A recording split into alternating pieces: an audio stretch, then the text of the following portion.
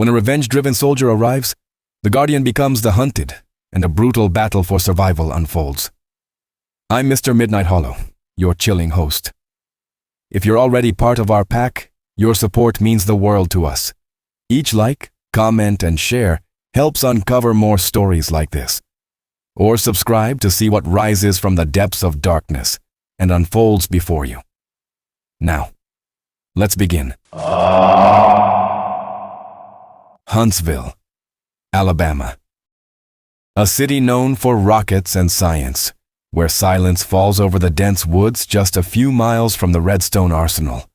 But beyond the laboratories and historical sites, there's a border where reason fades.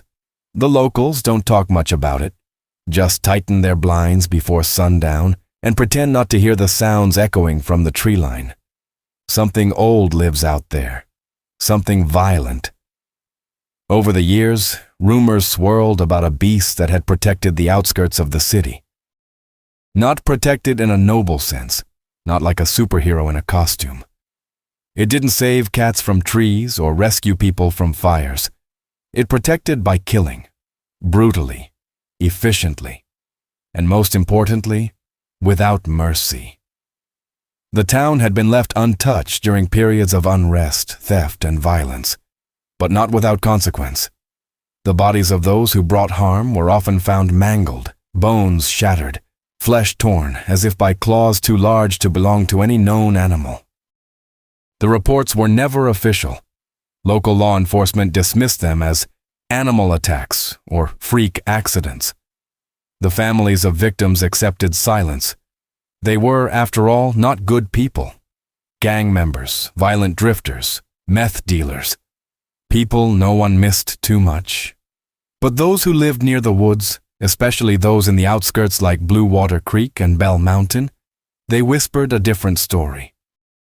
They spoke of the Huntsville Howler, a name passed among kids as a joke, but spoken by elders with nervous glances and the sign of the cross. They said it was a wolf that walked like a man, with eyes like embers and teeth that split skulls with ease. It didn't attack the town, unless the town brought darkness first. For 10 years it didn't show itself, not once. People relaxed. Houses near the woods were built, developers moved in, trails were cut deeper into the hills. Then the killings started again.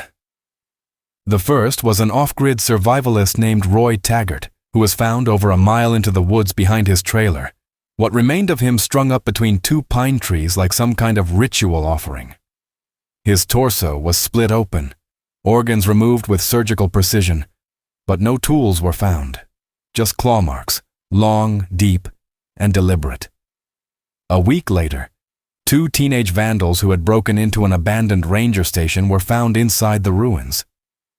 One had been partially eaten, the other had bled out from a torn throat. Local police released a vague statement about a possible bear attack.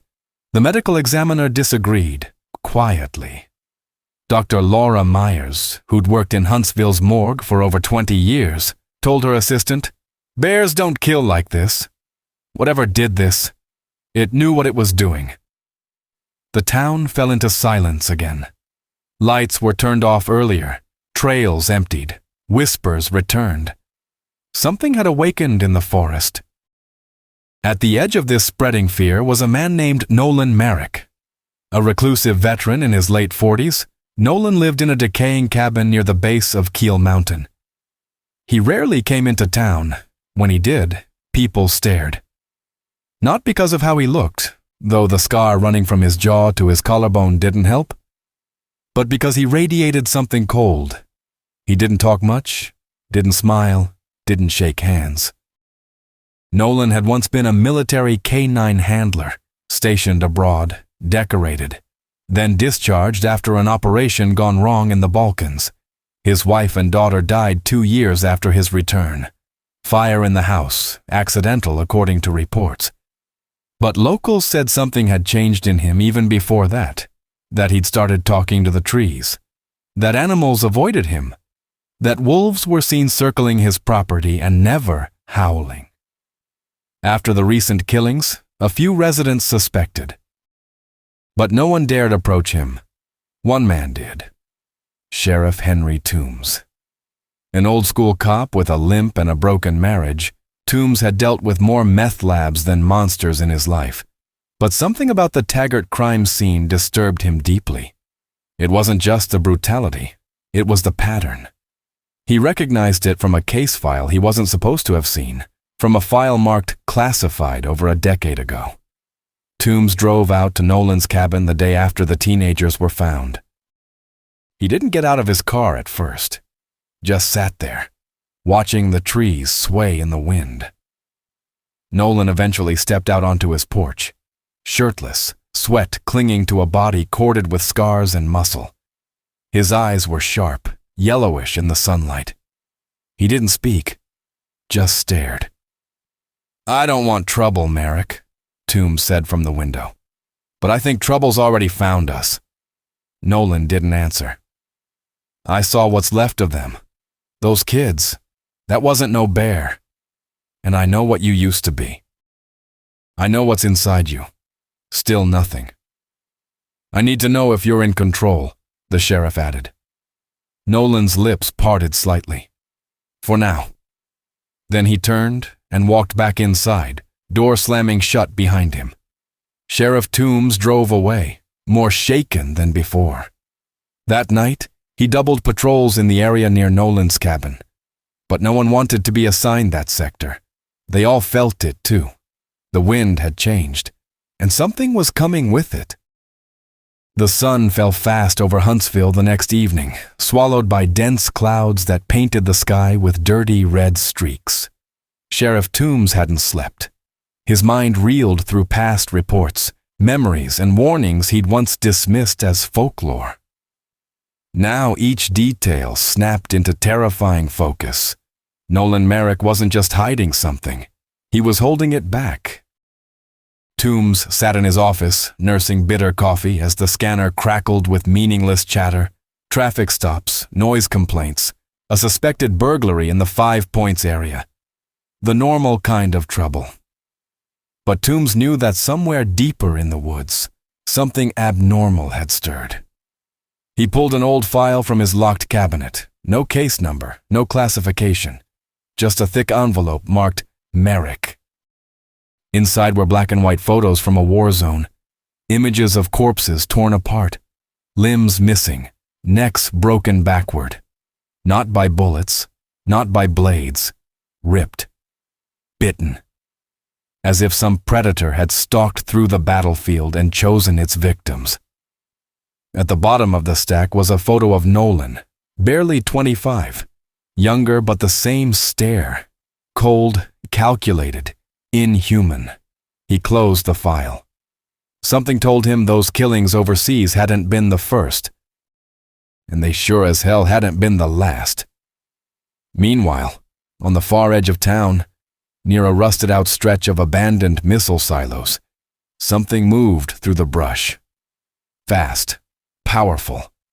Hunters in the woods that night swore they saw a shape, too tall for a bear, too hunched for a man, dart between trees at impossible speed. They didn't wait around to confirm it.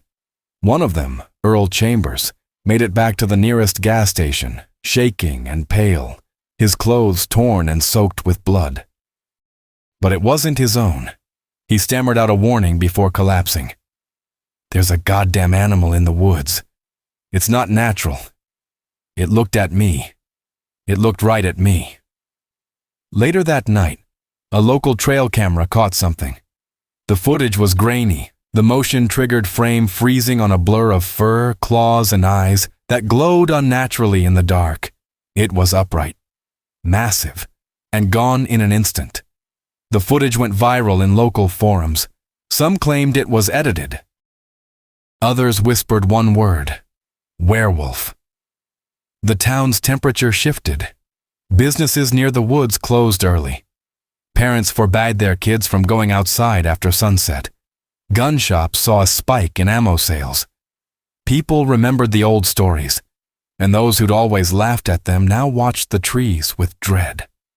Back at the cabin, Nolan sat in darkness, Every light off, every door locked. He stared at his hands. They trembled. His knuckles were scarred, his nails discolored. He knew what was coming. The cycle had started again.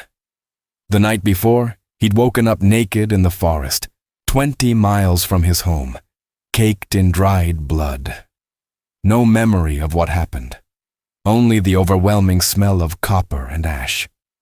He tried to live quiet, off the grid. He avoided people, stayed disciplined. But discipline had limits. The thing inside him didn't care about restraint. It came when the moon was right, when the air thickened and his bones burned from within. It came for justice. But it didn't always know the difference between right and wrong. A knock at the door jolted him upright. He moved slow, grabbed the shotgun near his bed, and crept toward the front. He paused, sniffed the air. No blood, no fear, just smoke. Cigarette smoke. "Open up, Merrick," came the gruff voice from outside. "Ain't here to fight." Toombs. Nolan opened the door, shotgun still in hand. The sheriff didn't flinch. "I need your help," Toombs said. Another body turned up. "Nothing left but teeth." Nolan didn't speak.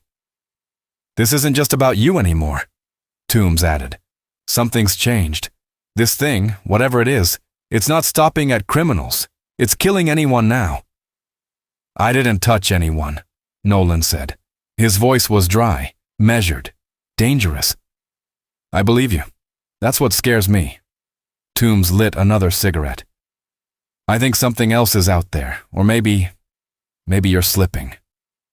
Nolan's jaw tightened. "I need to know," the sheriff continued, "if you can still control it. Because if you can't, you need to leave, or I need to do something I'd rather not do." "Try," Nolan said, stepping closer, his eyes flashing in the low light. Toombs hesitated. He saw it. The shift. The thing hiding beneath Nolan's skin, just beneath the surface. "Christ," he muttered, backing off. "You were never supposed to come back, were you?" "I didn't come back," Nolan replied. "It never left." He slammed the door shut. Inside, his hand shook again. The full moon was 3 nights away, but something was wrong. The hunger was already there, the pulse in his skull, the crawling under his skin. And he smelled something on the wind. Blood. Then, from the woods beyond his property, a sound rose. Not a howl, a scream, a child's. The scream cut through the night like a blade. Nolan froze. Every instinct in his body snapped awake, every nerve sparking with the warning he'd tried to bury for years. He stepped out onto the porch, scanning the tree line. Nothing moved. No branches shook, no footsteps followed. But the smell, that copper-sweet thickness, rolled in on the wind. Someone out there was bleeding. He grabbed his jacket, shoved the shotgun across his back, and sprinted into the woods without hesitation. The moon wasn't full enough to force the change yet, but its pull crawled under his skin, urging him, whispering, feeding that primal sense that something had invaded his territory. About a quarter mile in, roughly 400 feet from his cabin, he found the first drop of blood glistening on a rock. Then another. And another. A trail, erratic and desperate, cutting deeper into the brush toward the old service road leading to the abandoned missile silos. Nolan heard the crying before he saw the figure. A young girl crouched behind a fallen log, her clothes shredded, her face smeared with mud and tears. She couldn't have been older than 10. Her arms were covered in fresh scratches, and one leg was bleeding badly. She flinched when Nolan approached. "Don't come closer," she whispered, her voice trembling. "It's still here. It's hunting." Nolan knelt slowly, hands open. "What's your name?" "Sophie," she said, barely audible. "My dad, he told me to run. He said he'd be right behind me, but He didn't come. Nolan's gut tightened. He already knew what that meant. He checked the girl's wounds, then listened. The forest felt wrong. Too still, too cold, too expectant. Something moved in the distance, heavy steps, not walking, dragging. He lifted Sophie into his arms. "We're leaving," he said. "Now." She buried her face against his shoulder as he moved quickly through the trees. Nolan's senses sharpened. Every sound, every shift in the brush, every unnatural pause in the wind. They weren't alone. Halfway back toward his cabin, he saw something across the clearing, a shape. Tall, upright. Broad shoulders, long limbs. But it wasn't him. It wasn't his kind. The creature stepped into a patch of faint moonlight, and Nolan felt his stomach drop. Its fur was blackened, matted with old blood. Its back was hunched, its arms longer than any wolf's should be. Its jaw hung at a crooked angle, like it had been broken and healed wrong. Its eyes burned with a ferocity Nolan recognized, but twisted, corrupted. This wasn't a guardian. This was a predator. It sniffed the air, lifting its head. Nolan tightened his grip on the girl. The creature's gaze locked onto them. Nolan didn't think. He ran. Sophie clung to him, crying silently as branches whipped past. The beast let out a low growl, a deep, rolling vibration that seemed to shake the ground. Nolan's skin prickled. His muscles tensed involuntarily. The moon wasn't even close to full, yet his own transformation stirred like a warning. As he reached the tree line near his cabin, headlights cut through the dark. Sheriff Toombs skidded his cruiser to a stop, door flying open as he leveled his rifle. "What in hell?" he started. But his words died when he saw the creature emerging behind Nolan. Its outline towered over the trees, eyes glowing like embers in the dark. "Get the girl inside," Toombs shouted. Nolan didn't argue. He rushed Sophie to the cabin door, shoved it open, and set her down inside. "Under the bed," he ordered. She obeyed without question. Outside, Toombs fired. The bullet hit the creature's shoulder, but it barely flinched. It turned to face him, teeth bared, chest heaving. Toombs chambered another round, sweat rolling down his brow. "Move, Merrick!" he yelled, backing toward the cruiser. But Nolan wasn't moving. The air around him thickened. Heat surged through his veins. His vision blurred at the edges. His bones began to ache, that familiar, dreadful tremor echoing just beneath the surface. It was too early, too soon. But the monster's presence triggered something primal.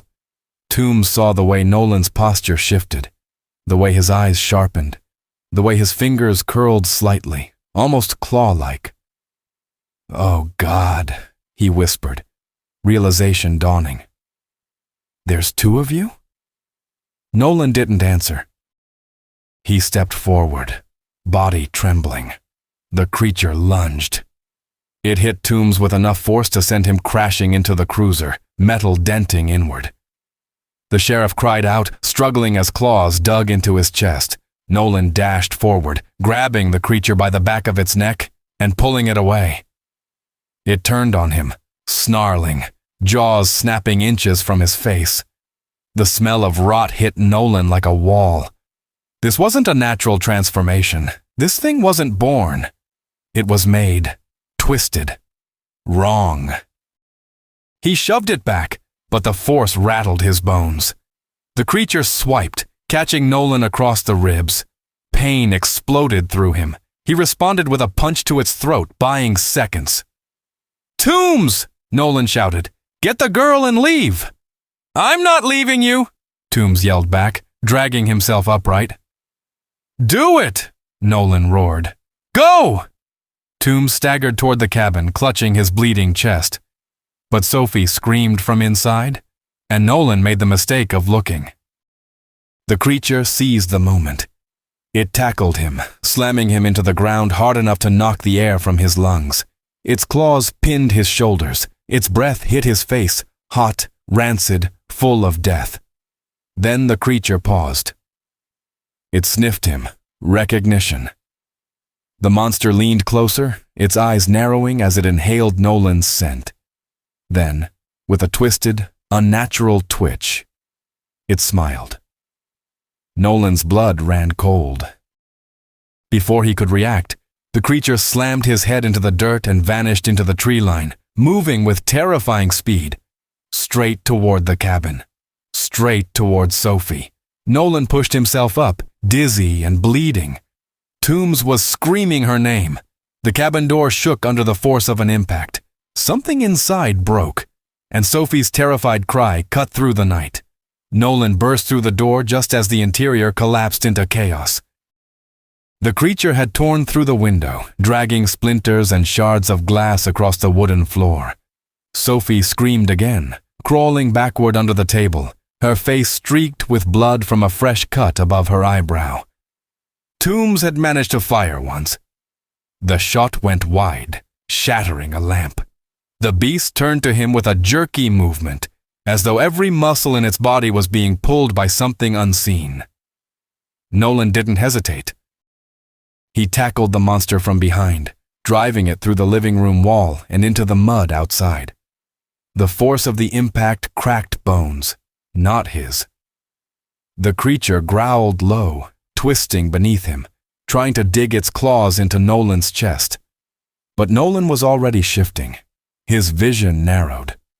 Pain crawled through every joint, forcing his bones to realign. The moon wasn't full, but his body was responding anyway. It wasn't a full transformation, but enough. His arms thickened, fingers curled into claws, his teeth elongated just past the point of human. And in that moment, the predator felt fear. The two figures wrestled in the mud, kicking up dirt and blood. Nolan slashed across the creature's face, tearing skin and revealing blackened muscle beneath. The thing howled, not from pain, but from rage. It had been dominant for too long. No one had touched it like this. No one had fought back and lived. Toombs dragged Sophie out the back door while the two monsters clashed outside. He couldn't stop staring. Nolan's face, twisted, half human, half wolf, was filled with fury and purpose. The sheriff knew then that everything the town had whispered was true. The Guardian was real. But he wasn't the only one, and the other wasn't here to protect anyone. When the beast finally retreated, it didn't run. It slunk into the woods slowly, staring back at Nolan with those glimmering yellow eyes. A message. This wasn't over. It had found something it wanted, and it would come back for it. Nolan stumbled back into the house, his breathing ragged, his body already bruising from the fight. Toombs stood by the door, pale and silent. Sophie clutched his arm, eyes wide. Nolan nodded toward her. "She okay?" "She's alive." "Thanks to you," Toombs said, his voice hoarse. Nolan picked up his rifle from the floor, loaded it without looking. "That thing's not finished." "No," Toombs agreed. "It knew you, recognized you." "It's not from here," Nolan replied. "I don't know where it came from, but it's not like me." "You think it followed you?" the sheriff asked. "No," Nolan said slowly. "I think it was sent." Toombs narrowed his eyes. "By who?" Nolan shook his head. "Not who. What?" They didn't sleep that night. Nolan patrolled the edge of the woods while Toombs tried to contact the state authorities, but the signal was dead. Power lines had been cut. The cell tower near the mountain had gone offline. It was deliberate. Isolation. The next morning, Sophie was taken to Toombs's home for safety, while Nolan returned to the cabin to prepare. He knew what was coming. This wasn't about random attacks. This was war. And he wasn't the only one preparing. Across town, in a rundown warehouse near the edge of the Huntsville industrial district, men gathered. Rough men, armed. Most of them weren't from Huntsville. They came from nearby towns, brought together by a man named Waylon Griggs, a former military contractor with a personal vendetta. Griggs had seen his brother gutted by something unnatural in West Virginia 5 years earlier. The government had buried it, called it a gas explosion. He knew better. Since then, he'd tracked sightings, interviewed survivors, followed every breadcrumb, until he arrived here. Huntsville. Griggs had money, connections, and a deep, burning desire to kill the things the government wouldn't admit existed. He stood at the front of the group, maps spread across a table, his thick hands covered in scars. "Reports confirm one entity already present," he said. "A rogue lycanthrope, controlled, semi-human, operates on the fringes. Locals call him the Guardian. He's not our priority, yet." He jabbed a finger at a satellite image. "This is." The image showed the creature that had attacked Nolan. Taller, more deformed. A mutation. Possibly feral. "This one doesn't protect. It consumes. We kill it first. Then we'll deal with the Guardian. No loose ends." The men nodded. They were bounty hunters, ex-soldiers and mercenaries, paid in cash and blood. Griggs had promised a clean operation. He didn't mention the part about revenge. Later that day, 2 of his scouts entered the woods near Nolan's property. Armed with thermal scopes and tranquilizers, they expected an easy track. They found something else. The first body was discovered hanging from a tree, head missing, limbs rearranged in a grotesque mimicry of a cross. The second never returned. By nightfall, Griggs knew this wouldn't be clean. He smiled. "Good," he muttered. "Let's make it ugly."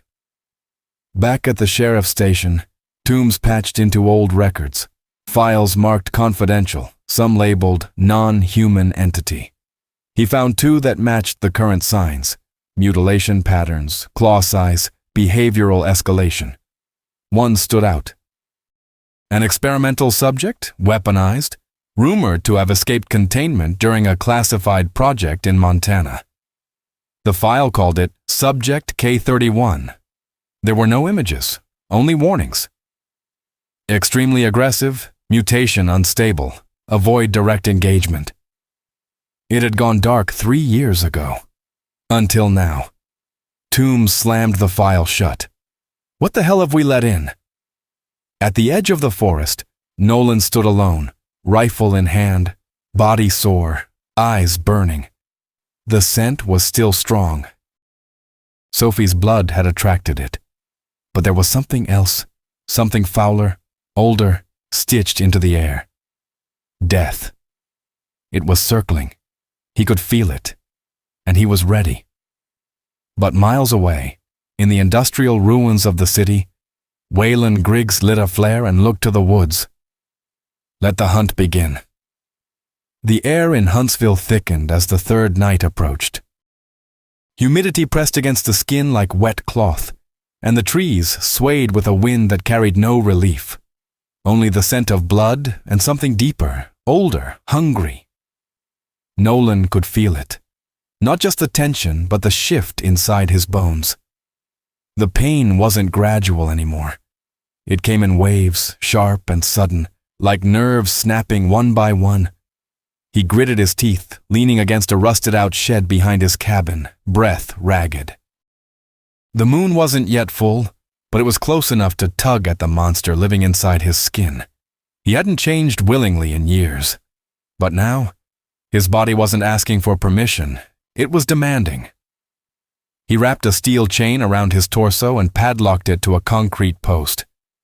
It wouldn't hold, not for long, but it might buy him time. Enough to clear his thoughts, enough to remember who he was before the rage took over. Inside the cabin, a metal case lay open on the floor. Inside it, silver bullets glistened under the dim light. The sheriff had brought them 2 nights ago. Just in case, he'd said. Nolan hadn't touched them. Yet. Meanwhile, Waylon Griggs moved his unit through the forest with brutal precision. 6 men, heavily armed, each equipped with thermal gear and electric net launchers designed for large, aggressive wildlife. They knew what they were hunting. They didn't care. They wanted the kill. Their plan was simple. Sweep from the industrial perimeter to the tree line in a wide arc, pushing both the feral and the guardian toward the river canyon, where a series of collapses had created a natural kill zone. But they didn't expect what they found. The first casualty came without warning. Simmons, the youngest in the group, had broken formation briefly to relieve himself. He never returned. His tracker signal went dark. When they found his body, it was unrecognizable. Nothing but shredded clothing and a chunk of spinal cord left nailed to a tree. Griggs stared at the mess, his face unmoved. "Keep moving," he ordered. The second man, Colt, screamed before his throat was torn out mid-sentence. His body was yanked into the dark, pulled out of sight by something faster than anything human. Then came the growls, low, deep, circular. They were being hunted. Griggs adjusted his rifle, eyes scanning the canopy. "We flush it now," he said. "We draw both of them." He dropped a flare into the underbrush and activated a series of chemical fire traps he'd planted earlier. A controlled burn roared to life, sending smoke spiraling into the sky and forcing movement through the forest. In the distance, Nolan smelled it. Fire. He snapped his head toward the source, eyes wide. The pull of the moon was already dragging him down, making every breath an effort. He knew what Griggs was doing. He'd seen it before, flushing the threat toward the trap. Except this time, he was the one being flushed. Toombs arrived minutes later in his patrol truck, skidding to a stop beside the cabin. "They've started burning the woods," he shouted. "They're forcing it out. Maybe both of you." Nolan looked up, sweat rolling down his temples. "It's changing the rhythm. I can't hold it much longer." Toombs stepped closer, saw the chains digging into Nolan's skin, the bulging veins crawling across his arms. "You need to go," Nolan growled. "Not leaving you," Toombs said. "Then lock the damn door," Nolan snapped, "because what's coming out of me next won't know your name." Toombs hesitated, then nodded. He turned the bolt and backed away. And Nolan broke. His ribs caved inward before snapping outward. Fingers bent backward.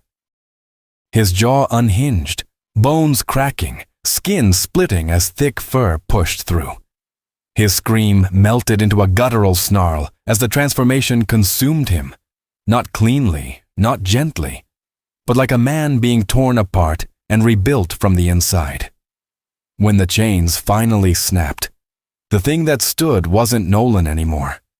It was the Guardian, faster, stronger, meaner than anything Griggs had planned for. It leapt through the wall of the cabin, leaving only wreckage behind. Griggs saw it too late. His men turned, eyes wide, as the creature lunged from the treetops and dropped directly into their formation.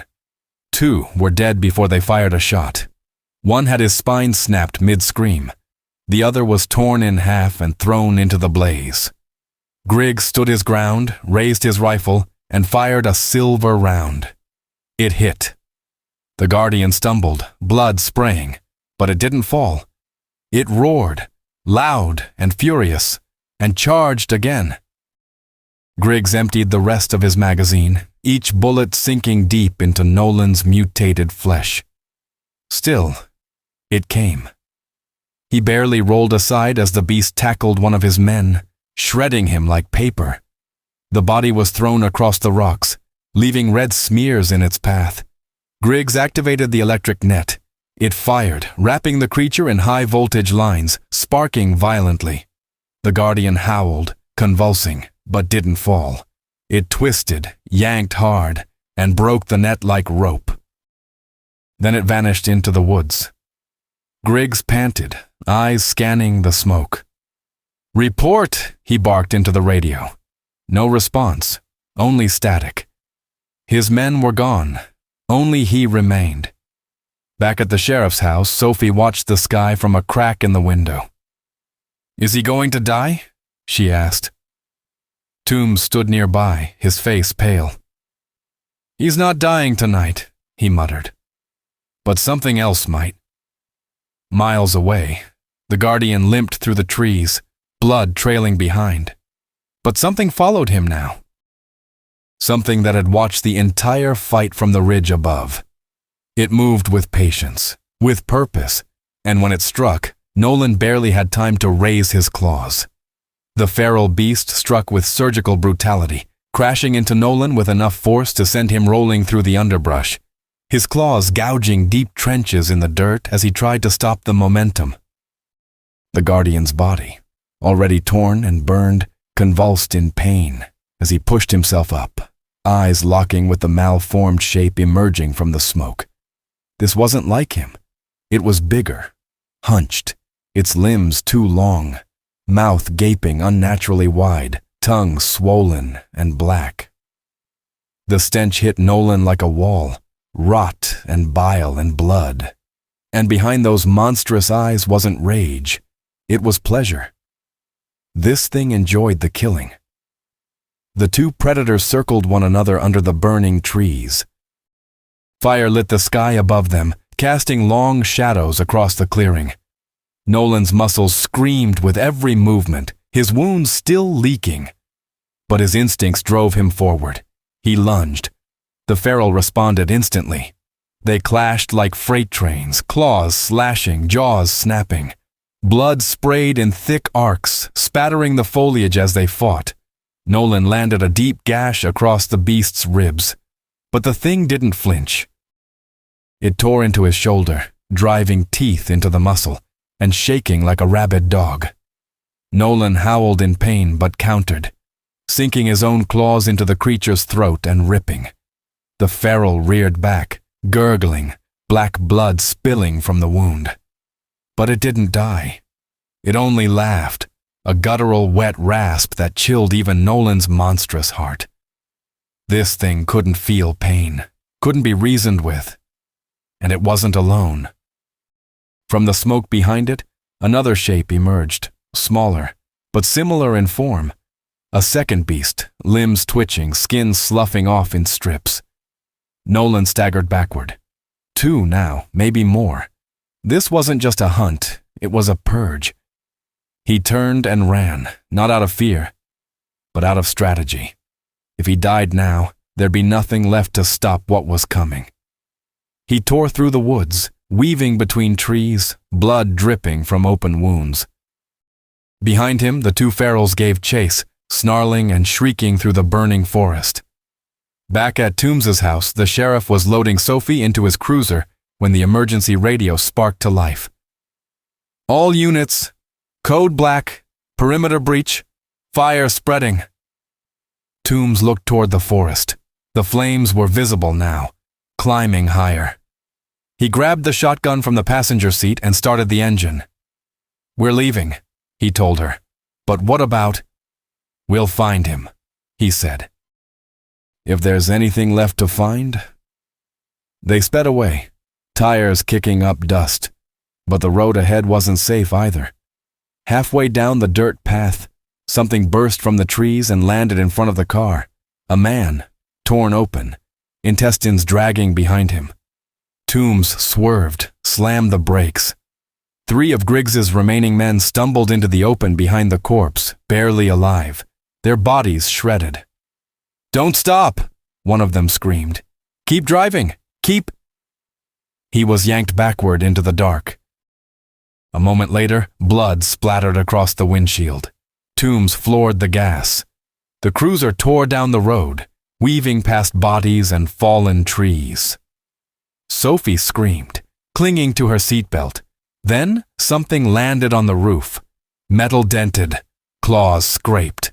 Toombs grabbed his shotgun and fired upward. The blast blew a hole through the roof, and the creature rolled off, but not before leaving a set of deep gashes down the rear windshield. When they finally made it to the center of town, the streets were in chaos. Fires burned on the outskirts. Cell towers were down. People screamed, running in every direction. Someone had started looting. Gunshots echoed from down the block. And in the middle of it all, Griggs stood on the steps of the courthouse, bloodied but alive, rallying what few armed civilians he could gather. "They're coming!" he shouted. Not one, not two, a whole pack. Toombs pulled up beside him, Sophie still in the car. "What the hell did you do?" the sheriff growled. "I tried to kill one," Griggs said, wiping blood from his face. "Turns out there's more." "How many?" Griggs looked toward the burning tree line. "I counted 4, maybe 5. Toombs felt the weight of it hit him like a stone. Huntsville was no longer being protected. It was being hunted. He looked around at the terrified faces of those who had once trusted the Guardian. People clutching rifles, hiding behind vehicles, praying in silence. They thought they were safe. They thought the monster in the woods was on their side. And now? That illusion had been torn apart, just like the bodies scattered along the edge of the forest. Toombs turned to Griggs. "We have to find Merrick." "He's probably dead," Griggs replied. "If he is," the sheriff said grimly, "then so are we." At the edge of the park, hidden in the shadows of a half-burned oak, Nolan watched. His body trembled, bleeding, bones cracking from partial transformation. He was barely holding together, but he saw the town. He saw what was coming. The pack moved closer now. 5 shapes, all twisted, all feral, and they had picked their first target, the town square, where Sophie waited. Nolan stood, his claws flexing. Tonight wasn't about justice. It was survival, and the blood hadn't even started to flow. Downtown Huntsville was collapsing into madness. The sirens had long gone silent. Cell signals were dead. Power flickered across the blocks, leaving storefronts bathed in red emergency light or plunged into full darkness. The courthouse, once a symbol of order, had become a last stand. Boarded windows, shotguns at every door, and the desperate hopes of the remaining survivors trapped inside. They were waiting for salvation. But only the storm was coming. 5 feral werewolves moved like shadows through the streets, each one different, mutated, misshapen, their bodies defying logic. One dragged its deformed legs but moved faster than a sprinting man. Another crawled along the sides of buildings, its limbs elongated like some grotesque spider. The others stalked between alleys, tearing through walls and dragging screaming victims into the dark. They weren't here to claim territory. They were here to erase. Inside the courthouse, Sophie clutched the hand of an older woman, both huddled behind an overturned table. Toombs stood near the entrance, loading his last rounds into a revolver. Beside him, Griggs cleaned a blade with calm detachment, his face unreadable. "They're circling," Toombs said, watching through the cracked door. "They'll break through soon," Griggs replied. "We need to move, make a run for the trucks. They'll pick us off one by one." "We're going to die in here anyway," Griggs said. Toombs didn't respond. He didn't want to believe it. But the silence outside was growing heavier, the kind that comes before slaughter. A window shattered in the west hallway, then another, then a scream. A man was dragged down the staircase, his body slamming against the stone steps, bones snapping under the pressure of monstrous jaws. The panic inside turned to chaos. Toombs raised his weapon. Griggs moved fast, grabbing a flare and shoving it into the sheriff's hand. If they smell fire, it might slow them down. Then the doors blew inward. Wood and debris flew across the room as 2 of the creatures burst in, howling. Toombs fired twice, hitting one square in the chest. It stumbled but didn't fall. Griggs rushed forward, blade in hand, slicing deep into the side of another as it lunged. The beast screamed, a sick, gurgling sound, but retaliated, knocking him into the wall. People ran in every direction, screaming, tripping, dying. One of the beasts spotted Sophie. It rushed toward her. She didn't scream. She just closed her eyes. And then it stopped mid-stride. Something slammed into it from the side hard enough to send both bodies crashing through the wall and into the street. The guardian had arrived. But this wasn't the same creature from before. Nolan stood taller now, his body fully consumed by the transformation. His fur was dark and matted with blood. His mouth dripped with saliva and gore. But his eyes still burned with recognition, with rage. And he wasn't alone. From the alley behind him, the largest feral emerged. K-31. The two locked eyes. Toombs dragged Sophie away from the chaos as the two monsters faced off in the street. Griggs, bleeding from a broken rib, watched from the courthouse steps, stunned. Nolan growled low, his stance steady. K-31 answered with a roar, and they charged. The impact shook the pavement. Fists and claws collided in a brutal, frenzied clash. K-31 bit into Nolan's arm, tearing muscle, but Nolan slammed his elbow into the creature's jaw and forced it back. Blood sprayed from both as they wrestled across the street, smashing into parked cars and crashing through a storefront window. People inside the courthouse watched in horror as glass shattered, and the two beasts continued their fight. It wasn't elegant. It was savage. K-31 slammed Nolan through a fire hydrant, water spraying skyward. Nolan countered by biting deep into the creature's throat, ripping flesh free in a spray of blackened blood. Still, it didn't stop. K-31 lifted Nolan and slammed him into the pavement again and again, trying to crush his skull, but Nolan twisted, broke free, and drove both claws into the creature's chest. The feral screamed, a real scream, high and ragged, the sound of something losing control. But it wasn't dead yet. K-31 grabbed Nolan by the neck and hurled him through the air. He landed hard near the steps of the courthouse, broken, bleeding, barely breathing. Toombs stepped forward, Griggs beside him. Sophie reached out, tears in her eyes. K-31 advanced, limping, wounded, but alive. Then it stopped. Something flickered in its chest, a red dot, laser. Griggs raised a detonator.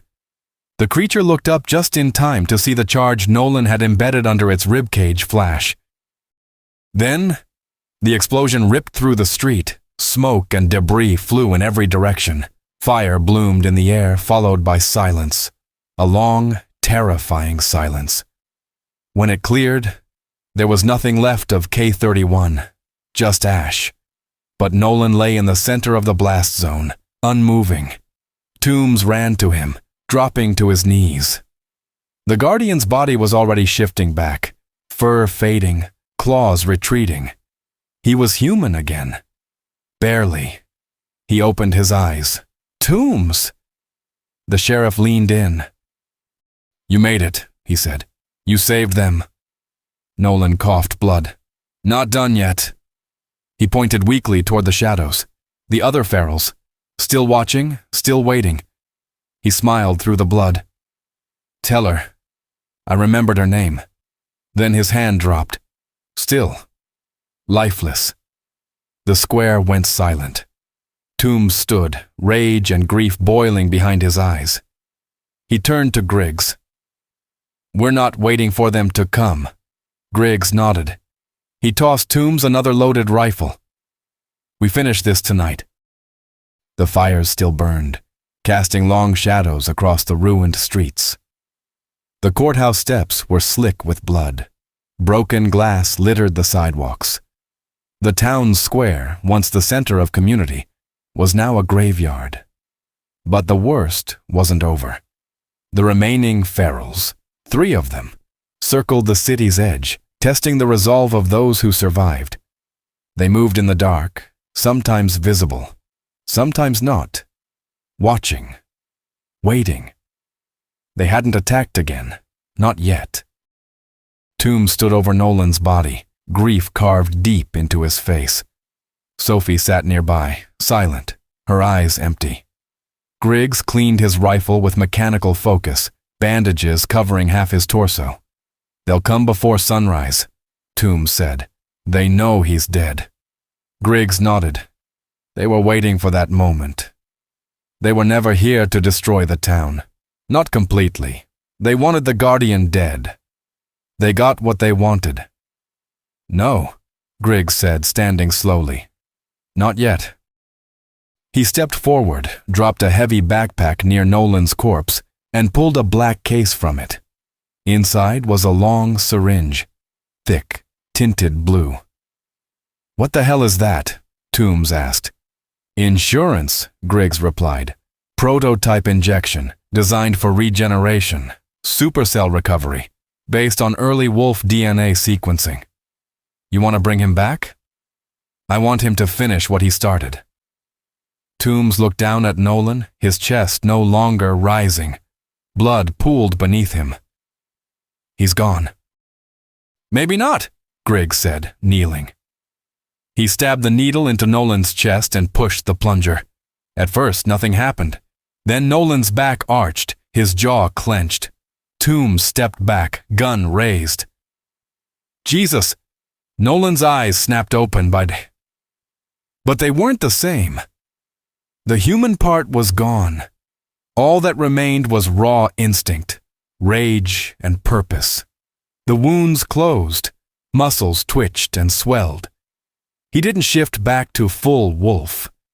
He didn't need to. He was something in between. Something worse. Nolan stood, cracked his neck, and locked eyes with the sheriff. There was no recognition, just motion, silent, determined. "He doesn't even know who he is anymore," Toombs muttered. "He knows what needs to die," Griggs replied. Without a word, Nolan turned and sprinted toward the woods. He didn't look back. At the edge of the city, the pack waited. 3 remaining beasts, all feral, all mutated.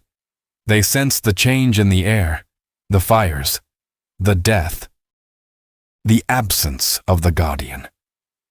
They thought the hunt was done. They were wrong. Nolan hit the first one without slowing down.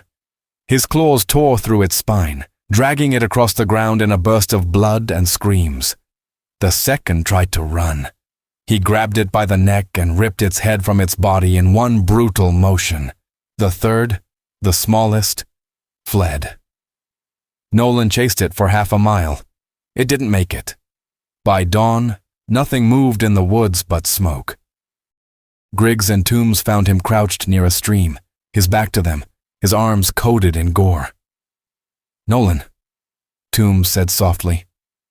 The creature didn't turn, just stared at the water. Then, slowly, he stood. Still bloodied, still monstrous, but calm. He looked back at them, his face slowly returning to something more human. Then he spoke. "They're gone." "You sure?" Toombs asked. "They won't come back. Not for a long time." Griggs lowered his weapon. Nolan walked past them, shirtless, barefoot, skin streaked with cuts. "Where will you go now?" Griggs asked. Nolan paused. "I'm not going anywhere. This town still fears you." "They should," Nolan said, "but that doesn't mean I won't protect it." He kept walking, disappearing into the trees. By sunrise, the fires were out. The town began to rebuild. They never spoke openly about what happened. The deaths were blamed on a gas explosion, a riot, wild animals. But the locals knew. In whispered conversations, they spoke of the Guardian. Some believed he died that night. Some said he still watched from the tree line, waiting, listening. And when the wind howled just right through the trees of Huntsville, they locked their doors, turned off their lights, and said a silent prayer. Not out of fear, but out of respect. Because they knew something still protected them. Not a man, not a beast, but something in between. and it was hungry. Always. Nolan's final stand in Huntsville is brutal proof that even protectors can become monsters when the line between justice and vengeance is torn apart. But the shadows haven't lifted yet, and the next full moon may bring horrors even darker than before. Hit like if you felt the fear closing in with every heartbeat. And drop a comment. What moment left you holding your breath? Share this video with someone who needs to know that not all legends stay buried in the woods. And most importantly, if you've got the courage, subscribe to Mr. Midnight Horror and turn on the bell. So next time the monsters come, you won't be alone in the dark.